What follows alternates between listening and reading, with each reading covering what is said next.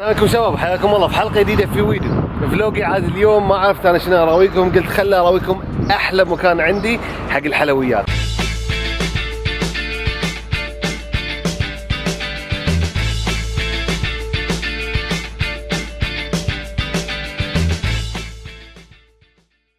انا حاليا في منطقه 338 في العدليه. قاعد اتمشى رايح. شوفوا انا ما تغديت صراحه، والحين اصلا المغرب يعني الحين بتغيب الشمس وبيأذن، بس ما علينا، باخذ غداي نفس الوقت براويكم احلى سويت عندي في البحرين.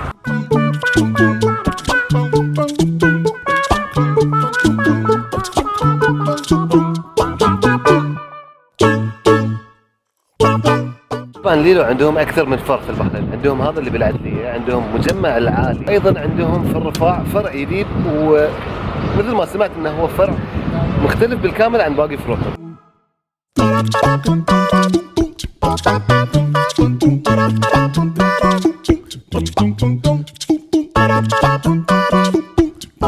انا مثل ما خبرتكم ان انا هنا احب الحلا اللي عندهم السويت، ولكن لازم في البدايه اطلب غدا لان ما ابي احلي قبل لا اتغدى.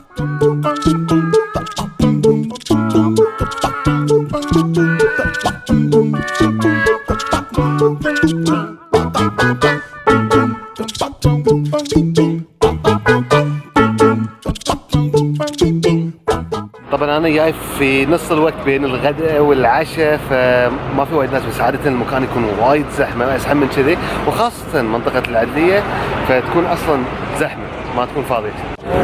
هذا الابل مويتو صراحه من اقتراح المدير، صراحه طلع رهيب، ان شاء الله باقي الاكل كذي رهيب رهيب رهيب.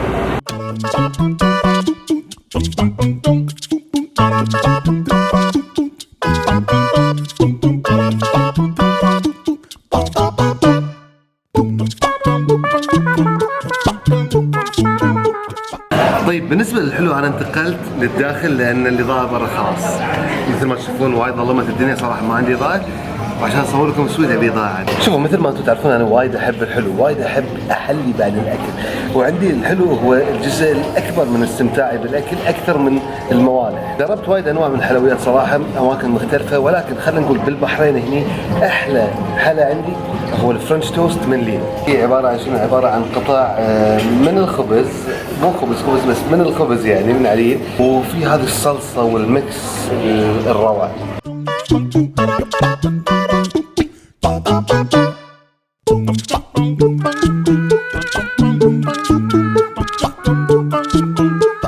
فعلا هو طبقي المفضل، ولكن فيه عيب، دائما لازم تطلبونه مع الدبل سكوب ايس كريم. ليش؟ لان الايس كريم يخلص وايد اسرع من باقي البورش. طبعا الفقره الاهم، كم كلفني هذا كله؟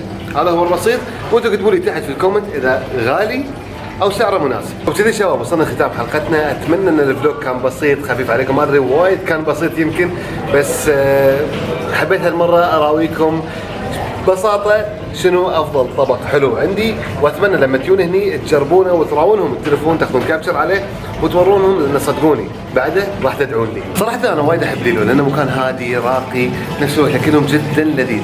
في شغله واحده اتمنى لو يغيرونها برايي الشخصي ما حبيتها، اللي هو ان المنيو مكتوب طريقه صعبه شوي او فرنسيه، نفس الوقت ما في المنيو اصور بس.